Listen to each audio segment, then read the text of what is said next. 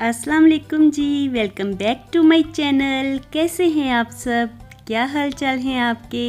मेरे चैनल में आप सबको खुशामदीद और दुआ है कि आप सब बिल्कुल खैरियत से हों।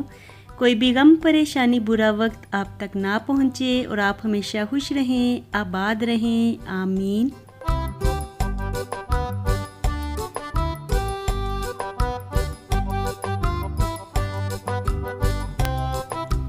तो जी आज का व्लॉग मैं शुरू कर रही हूँ फ्राइडे इवनिंग से। तो अभी थोड़ी देर में ही इवनिंग का टाइम होने वाला है। तो यहाँ पे मैंने अंडे बॉयल करने के लिए रखे हुए हैं और साथ ही आलू भी बॉयल कर लिए हैं। तो ये सब डिनर की तैयारियाँ हो रही हैं और देखिए शाम हो रही है और बच्चे भी ट्यूशन से घर वापस आ गए हैं। और आते साथ ही ना फ़ौरन से ही मुर्तज़ा का तो गर्मी से बुरा हाल होया हुआ था, तो इसलिए वो तो वाटरमेलन खा रहा है और हनान अपना टैब लेके बैठ गया है। तो आजकल बच्चे काफ़ी ज़्यादा खुश हैं, डेली ही कुछ वक्त ये टैब के साथ खेल लेते हैं। तो इस तरह से इनका दिल भी लगा रहता है और ये खुश भी हो गए हैं।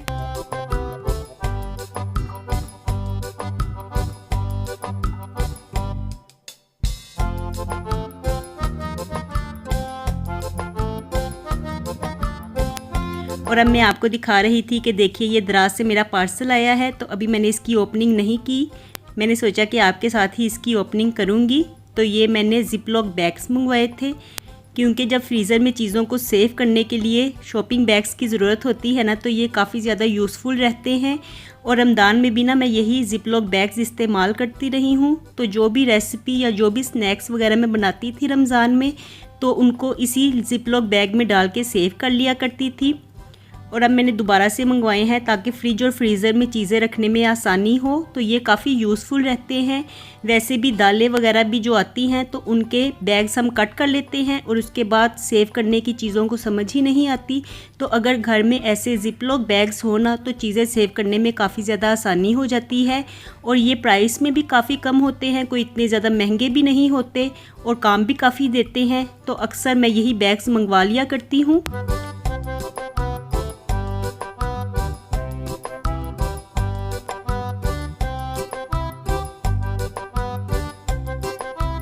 और इनको ना यूज़ करने के बाद मैं ऐसे करती हूँ कि इनको थ्रो नहीं करती, इनको वॉश कर लेती हूँ तो ये दोबारा से नए हो जाते हैं। तो इस तरह से ना ये बैग्स मैं इस्तेमाल करती रहती हूँ। रमज़ान में मैंने थोड़े से बैग्स मंगवाए थे, लेकिन अब मैंने ज़्यादा मंगवा लिए हैं ताकि काफ़ी अरसे ये चल जाएँ। और रमज़ान में ना बच्चों को स्नैक्स खाने की इतनी ज़्यादा आदत हो गई थी ना कि अब डेली ही वो इवनिंग के टाइम पे कहते हैं कि कोई स्नैक्स होना तो मज़ा ही आ जाए।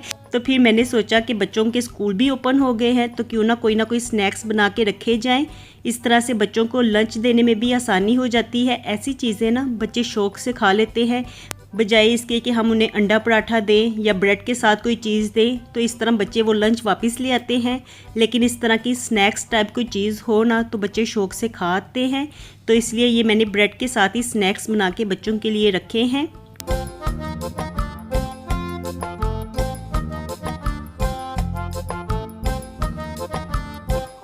और फिर मुझे एक कमेंट मिला था कि आपके पास इतना ज़्यादा पुदीना लगा हुआ है घर में, तो इसको सेव कर लें। तो मैंने सोचा कि इसकी चटनी ही बना के रख लेते हैं। काफ़ी ज़्यादा पुदीना घर में लगा हुआ है, तो वही उतारने के लिए ना मैं बाहर टेरेस में आई थी। और देखिए अंगूर कितने ज़बरदस्त हो रहे हैं। तो ऐसे गुच्छों की शक्ल में अंगूर लगे हैं और मैंने फ़र्स्ट टाइम ही इस तरह से गुच्छे लगे हुए देखे हैं। पहले मैंने कभी इस तरह से अंगूर की बेल नहीं देखी और ये ना फ़र्स्ट टाइम ही हमारे घर में इस तरह से अंगूर लगे हैं। तो हमारी बेल ने पहली दफ़ा फल दिया है और अभी ना थोड़े थोड़े कच्चे हैं और थोड़े थोड़े पक भी रहे हैं। तो जब ये कम्प्लीटली पक जाएंगे तो तभी हम इनको उतारेंगे।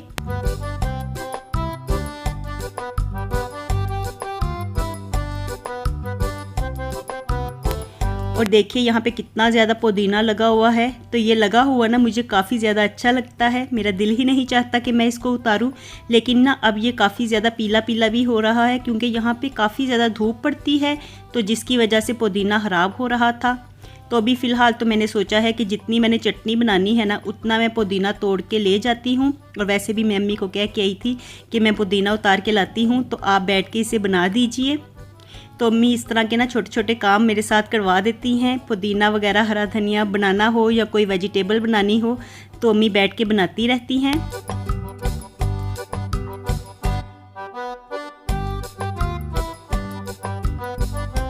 और ये देखिए ये कितना हरा भरा लग रहा है और काफ़ी ज़्यादा ना देखने में ही अच्छा लगता है, इसलिए उतारने को बिल्कुल भी दिल नहीं चाहता।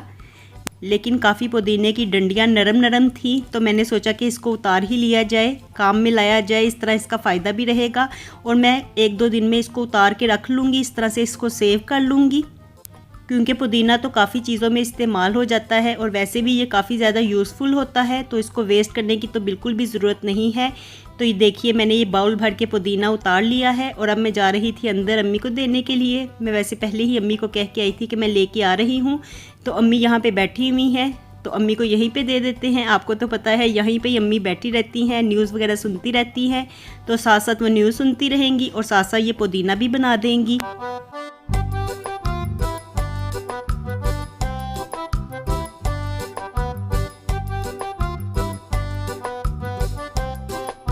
और आजकल ना शाम के टाइम में कोई इतनी हाथ समझ भी नहीं आती कि दिन कैसे गुजारा जाए। सारा दिन काम करने के बाद यही टाइम होता है आराम करने का, और इसी में ही दिल चाहता है कि जो छोटे मोटे काम हमारे पड़े हुए हैं पेंडिंग पे, तो उसको भी कर लिया जाए।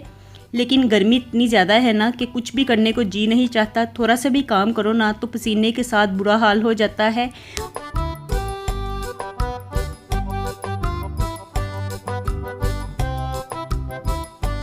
और पुदीने में से ना इतनी ज़बरदस्त खुशबू आ रही थी कि जैसे मैं इसको लेकर रूम में आई तो सारे रूम में ही इसकी खुशबू फैल गई।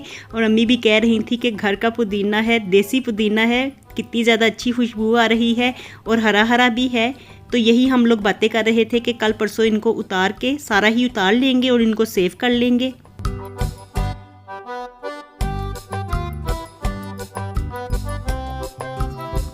और आज ना मैं डिनर के लिए बना रही थी आलू वाली टिक्कियाँ, तो इसमें मैं अंडा रख के बनाऊंगी। ये हम रमज़ान में भी बनाते रहे हैं और ये ना खाने में इतनी ज़्यादा मज़े की लगती थी ना रमज़ान में, तो बच्चों को ये रेसिपी काफ़ी ज़्यादा पसंद आई थी। और अब जब भी उनसे पूछा जाए ना कि स्नैक्स में कौन सी चीज़ बनाएं, तो वो यही कहते हैं कि अंडे वाले कबाब बना लें।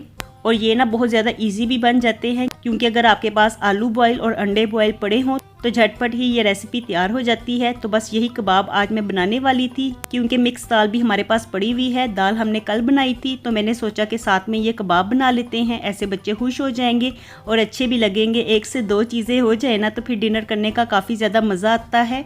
और वैसे भी खाने में थोड़ी सी वैरायटी आ जाए ना तो घर के सब लोग ही खुश हो जाते हैं। वरना अगर उनको कल का बचा हुआ सालन वगैरह दे दिया जाए तो कहते हैं कि वही कल वाली चीज़ खाएं, कल तो हमने दाल खाई थी, आज दोबारा से वही खाएं। तो इस तरह साथ में कबाब होंगे ना तो फिर चुप करके बच्चे अपना डिनर कर लेंगे और खुश भी हो जाएंगे।